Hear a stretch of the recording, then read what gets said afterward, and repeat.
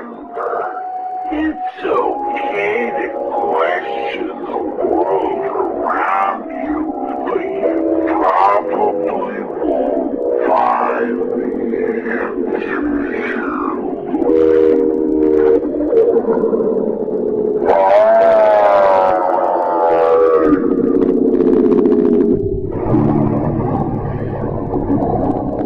The gate is open. They are riding forth. O God, it's so beautiful. The Lord reigneth. The Lord has reigned. The Lord shall reign forever. The Lord reigneth. The Lord has reigned. The Lord shall reign forever. The Lord reigneth. The Lord has reigned. The Lord shall reign forever. The Lord is God. The Lord is God. The Lord is God. The Lord is God. The Lord is God. The Lord is God. The Lord is God. The Lord is God. Hear, O Israel, the Lord our God, the Lord is one.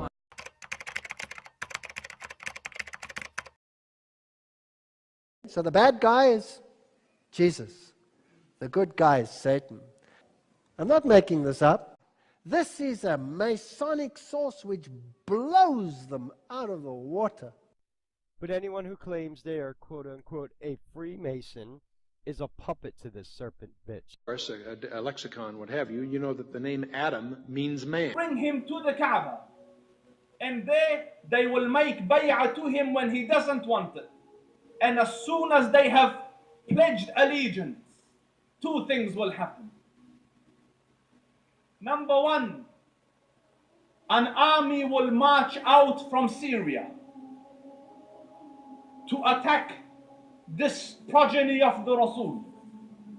And the Prophet sallallahu alaihi wasallam, listen carefully. Behold the scourge we have unleashed. We are all complicit in the evil we have wrought. I take the book from Brian, the choir begins to sing. It dawns on me that I've never actually read this thing. I open up the pages and then start flipping through. I find it calms me down and gives my mind something to do. It says some beautiful things about forgiveness and love, till I get to the end when God comes back, wilds out and straight up fucks her up. Holy shit, did you know this? Read this last part, what the fuck? Spoiler alert, God comes back with dragons and murders everyone. What happened to the lovey-dovey stuff from the other verse? Oh shit, man, I can't handle this right now. I'm crying, sure. Remember, it's okay to question the world around you, but you probably won't find the answers you're looking for. Bye! This symbol right here. He says, now I am become death, the destroyer of worlds.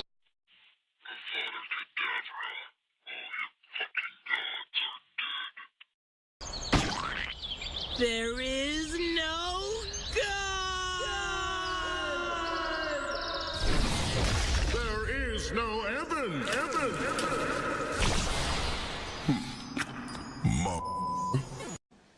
Tell me... What would have happened if you hadn't saved him? Yes. The sun would not have risen. Then what would have happened? A mere ball of flaming gas would have illuminated the world. All right, I'm not stupid. You're saying that humans need fantasies to make life bearable? No. Humans need fantasy to be human. To be the place where the falling angel meets the rising ape. With tooth fairies, hogfathers. Yes. As practice, you have to start out learning to believe the little lies. So we can believe the big ones? Yes. Justice, mercy, duty, that sort of thing. They're not the same at all. You think so? Then take the universe and grind it down to the finest powder and sieve it through the finest sieve, and then show me one atom of justice, one molecule of mercy. And yet, you try to act as if there is some ideal order in the world, as if there is some rightness in the universe by which it may be judged. But people have got to believe that. What's the point? You need to believe in things that aren't true. How else can they become?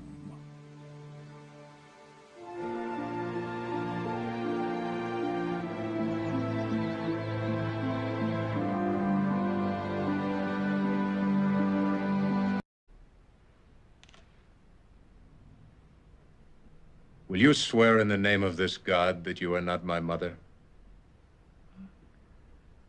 We do not even know his name.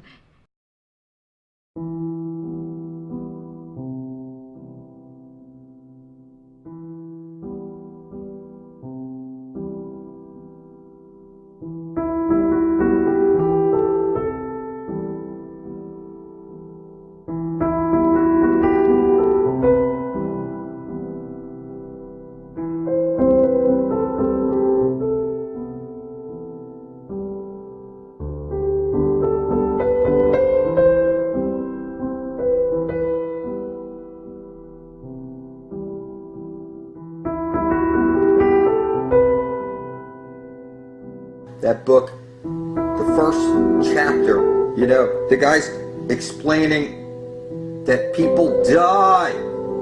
And it sounds scary and horrible because only by the grace of your Creator will you pass. It's blood thicker than water. Your Creator owns your blood. That's your life substance. It's called spiritual currency. So I put up so much that there's not a person out there that could put up that much blood on the spot without killing themselves. They would be committing suicide because you would have had to have donated your entire life. And those blood banknote certificates are real. That's the currency of the universe. You built everything on your blood, sweat, and tears. Your children were sent out to wars and murdered, whatever. It's crazy. Heaven's supposed to be here, the streets lined with fruit-bearing trees.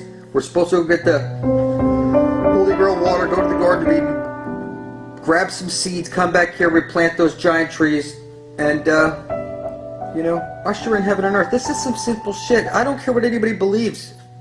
I have the eyes to see shit, and I don't see anybody in my way. All I see, you know, I'll remind you often, retarded cockroaches, go shake anybody you know. Hey, did you see NASA? Yeah, we're in a ball floating through space as a monkey.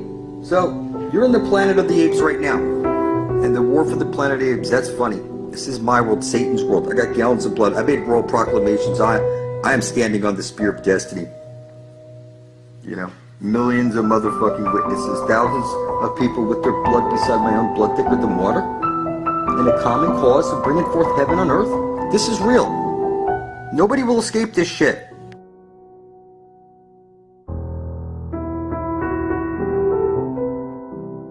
Why was Satan thrown into hell? Well, the standard story is that when God created the angels, he told them to bow to none but himself. Then he created man, whom he regarded as a higher form than the angels, and he asked the angels then to serve man. And Satan would not bow to man. Now this is interpreted in the Christian tradition, as I recall from my boyhood instruction, as being the egotism of Satan. He would not bow to man. But in this view, he could not bow to man because of his love for God. He could bow only to God. And then God says, get out of my sight. Now, the worst of the pains of hell, insofar as hell has been described, is the absence of the beloved, which is God. So how does Iblis sustain the situation in hell? By the memory of the echo of God's voice when God said, go to hell.